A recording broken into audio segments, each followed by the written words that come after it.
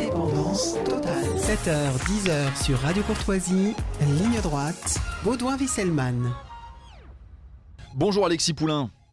Bonjour. Vous êtes journaliste sur Sud Radio et cofondateur du site Le Monde Moderne et nous sommes ravis de vous recevoir. Vous serez désormais l'un de nos chroniqueurs hebdomadaires. Merci d'être avec nous. Alors, nous allons revenir sur cette guerre israélo-palestinienne. Peut-on comparer, peut-on hiérarchiser la violence du Hamas et désormais la violence forcément de la réplique israélienne sur la bande de Gaza ?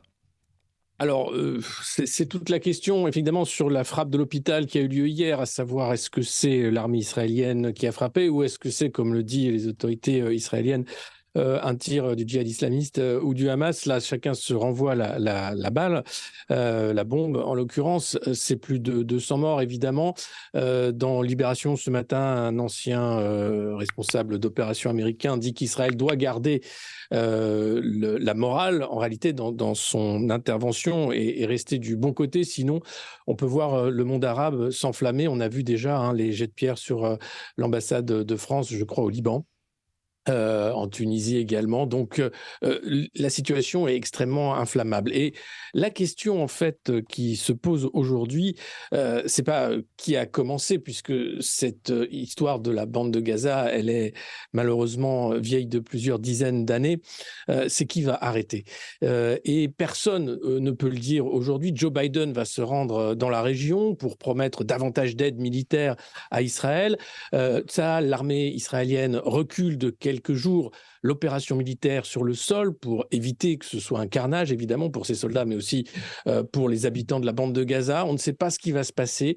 Tout est extrêmement volatile et on voit que ce conflit a déjà des répercussions en France, en Europe, avec bien sûr ces attentats qui ont eu lieu. Dominique Bernard, professeur assassiné par ce djihadiste, et puis Bruxelles touché, mais aussi en politique. On voit l'explosion du camp de gauche, la NUPES, qui est en train de se déliter sur cette question palestinienne avec hier soir le Parti socialiste qui suspend par moratoire sa participation aux travaux de la NUPES et qui critique la position de la France Insoumise. France Insoumise sous le feu des critiques. Hier, c'était Daniel Obono au micro de Sud Radio qui refusait de dire que le Hamas était un mouvement terroriste. Elle expliquait que le Hamas est un mouvement de résistance, qui est un groupe politique islamiste, qui est une branche armée, qui a pour objectif la libération de la Palestine et qui résiste à une occupation. Du coup, Gérald Darmanin, le ministre de l'Intérieur, a saisi la justice pour apologie du terrorisme. Ça va peut-être un peu trop loin parce que de l'apologie du terrorisme, il y en a en ligne beaucoup. Pharos est débordé, les services juridiques aussi. Est-ce que c'était nécessaire de politiser la justice de cette façon-là ?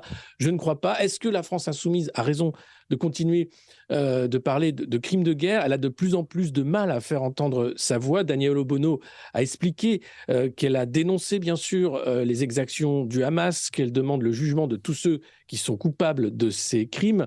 La France Insoumise, elle, condamne de manière totale les crimes commis lors de l'attaque opérée par le Hamas sur le territoire israélien.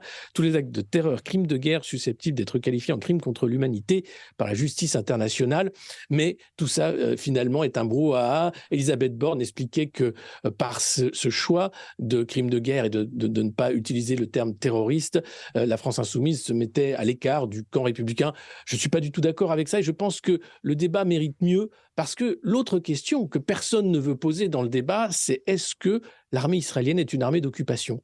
Et là, si vous regardez ce que dit Amnesty International, là je cite Amnesty International, les autorités israéliennes ont imposé à la population palestinienne en Israël et dans les territoires occupés un régime oppressif et discriminatoire qui constitue un système d'apartheid, crime inscrit dans le droit international. Ça, c'est Amnesty International. Donc la question, elle est beaucoup plus vaste en réalité. Bien sûr que tout le monde condamne les crimes du Hamas. Bien sûr que tout le monde, enfin pas tout le monde malheureusement, mais de nombreuses voix voudraient la paix dans la région parce que cette escalade, elle risque de plonger non seulement la région, mais le monde dans une crise dont on ne connaît pas l'issue.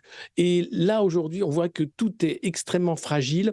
La présence de Joe Biden n'est pas forcément rassurante dans la région, puisqu'il va simplement apporter son soutien à Netanyahou. Netanyahou, Premier ministre israélien, qui est en position de faiblesse, puisque les Israéliens lui en veulent de ne pas avoir déjoué l'attaque du Hamas, de ne pas avoir protégé comme il le devait les citoyens israéliens. Et même s'il répond avec cette ampleur et cette vigueur et cette violence, ça ne suffira peut-être pas à sauver sa carrière politique. Mais Israël est-il en passe de définitivement régler le problème de Gaza avec cette intervention, cette offensive au sol cette fois, plus seulement par des tirs d'artillerie ou de roquettes Israël a trouvé, entre guillemets, sans accuser d'arrière-pensée, mais est-ce que Israël profite d'une opportunité pour régler définitivement ce problème de Gaza ?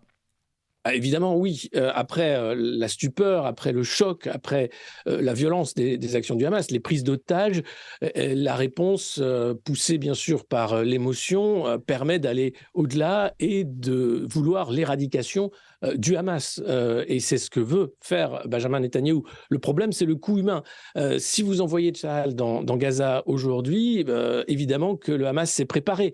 Évidemment que la guérilla urbaine qui va arriver sera terrible. Et c'est d'ailleurs pour ça que les bombardements s'intensifient, pour ouvrir la voie sans doute aux chars et permettre à l'armée d'avoir des mouvements plus amples dans la bande de Gaza. Mais la question qui se pose, c'est une fois cette opération sur le sol lancée, quelle est la solution une fois que le Hamas est éradiqué, entre guillemets, puisque les têtes pensantes du Hamas, je le rappelle, sont protégées, sont au Qatar. Et au Qatar, ils ont rencontré les dirigeants iraniens et les Qataris protègent aujourd'hui les responsables du Hamas. Alors peut-être que le Mossad enverra un commando, on ne sait pas, mais ce qu'on voit, c'est que après l'opération terrestre, qu'est-ce qui se passera dans la bande de Gaza ? Il y a la question de la Cisjordanie, il y a la question des pays arabes et des déplacés palestiniens qui sont tout autour de la région. Donc, une fois cette solution de l'éradication du Hamas, réelle ou supposée, qu'est-ce qui va se passer ? Aujourd'hui, personne n'a la réponse. Je pense que même les alliés américains d'Israël commencent à s'inquiéter en disant qu'il ne faudrait pas rentrer dans un bourbier d'occupation de la bande de Gaza. Ce serait impossible et dangereux. Il n'y a pas de solution aujourd'hui. On voit bien que tout le monde est en train de se dire « Ok, la réponse a été certes extrêmement puissante, mais qu'est-ce qui va se passer maintenant ?» Et bien maintenant, le risque, c'est un embrasement du monde arabe et un djihad. Oui, parce que on pourrait voir ce problème d'attaque sur Israël se déplacer simplement de la bande de Gaza vers le Liban ou bien les territoires palestiniens occupés en grande partie dans l'est du pays. Oui, c'est un double front, la Cisjordanie, la bande de Gaza, le Liban, évidemment l'Iran qui reste très discret et qui pourrait lancer davantage le Hezbollah dans la bataille, le djihad islamiste. Enfin, tous les groupes armés qui sont autour pourraient coordonner une action, sans compter bien sûr djihad, qui ont déjà été lancés vendredi 13. C'était un appel qui était lancé le jeudi par un des responsables du Hamas, qui promettait un jour de colère. Aujourd'hui aussi, c'est un jour de colère. C'est-à-dire que cette mécanique, elle est enclenchée, et plus il y aura des crimes de guerre d'un côté comme de l'autre, plus il y aura des morts civiles, plus cette logique va s'intensifier, avec la France en première ligne, malheureusement, parce que la France a perdu sa voix singulière dans le concert des nations, qui était censée être une voix d'arbitre, particulièrement dans cette région.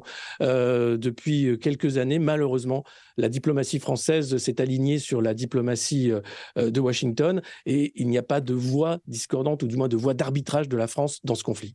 Merci beaucoup Alexis Poulain d'avoir été avec nous pour cette chronique, ce décryptage. Vous êtes journaliste sur Sud Radio et cofondateur du site Le Monde Moderne, et on vous retrouve dès mercredi prochain. Merci.